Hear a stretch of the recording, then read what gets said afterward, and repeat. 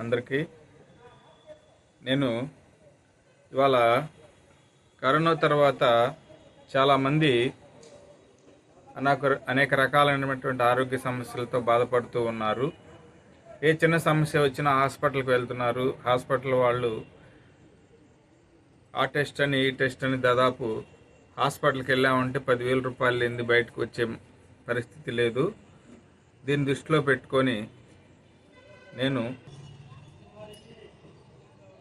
దృష్టిలో పెట్టుకొని నాకున్నటువంటి వైద్యం మీద ఉన్నటువంటి అవగాహనతో నేను కొన్ని ప్రకృతి వైద్యం, ఆహారమే ఔషధం అనేటటువంటి నినాదంతో మీ ముందుకు వస్తున్నాను. ఆహారం ద్వారానే నేను మీ యొక్క సమస్యలని నివారించుకోవచ్చు అని నేను పూర్తిగా విశ్వాసంతో, నమ్మకంతో నేను మీకు చెప్పటం జరుగుతుంది. మీకు మలబద్ధక సమస్య ఉన్నా, షుగర్ వ్యాధిగ్రస్తులైనా, గుండెలో మంటగా ఉన్నా, అరికాళ్ళు మంటలు ఉన్నా, కాళ్ళు నొప్పులైనా, పిక్కల పట్టుకుపోతున్నా, ఏ నొప్పులైనా సరే, ఎయిర్ ఫాల్ కానీ,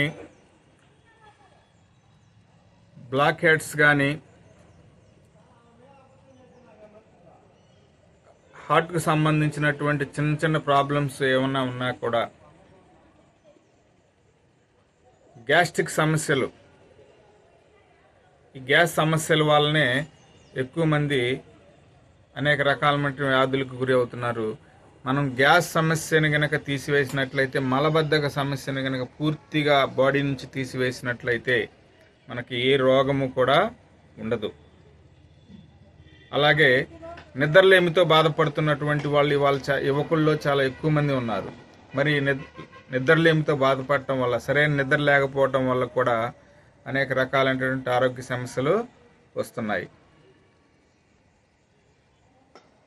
ఎక్కువ మంది నిద్ర ట్యాబ్లెట్లకు ఎడిక్ట్ అయ్యి వాటి నుంచి బయటకు రాలేకపోతున్నారు. కాబట్టి ఇలాంటి సమస్యలతో బాధపడుతున్నటువంటి వాళ్ళు, నిద్రలేమి సమస్య కావచ్చు, లేదా టయానికి ఆహారం తీసుకోకపోవటం వల్ల వణుకు రావటం, కాల్షియం లోపం ఉన్నా, విటమిన్ డి లోపం ఉన్నా, విటమిన్స్ యొక్క లోపాలు ఏమీ ఉన్నా కూడా మన సరైనటువంటి ఆహారాన్ని నేను సూచించడం జరుగుతుంది. ఈ ఆహారం ద్వారానే నాకు ఉన్నటువంటి అవగాహనతో మీ వ్యాధులు నేను నయమయ్యేటట్లు చేయగలను అనే నమ్మకంతో నేను ఈ వీడియో చేస్తున్నాను.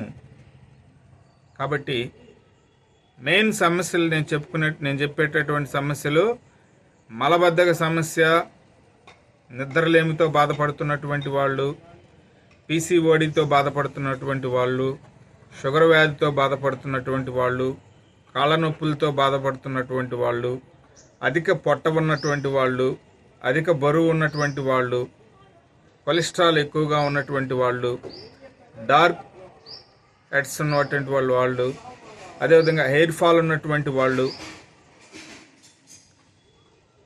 జ్ఞాపక శక్తి తక్కువగా ఉన్నటువంటి వాళ్ళు, అల్జిమర్స్తో బాధపడుతున్నటువంటి వాళ్ళు, షుగర్ వ్యాధితో బాధపడుతున్నటువంటి వాళ్ళు, థైరాయిడ్ సమస్యతో బాధపడుతున్నటువంటి వాళ్ళు, ఎలాంటి ఆహారాన్ని తీసుకోవాలి, ఎలాంటి ఆహారం వల్ల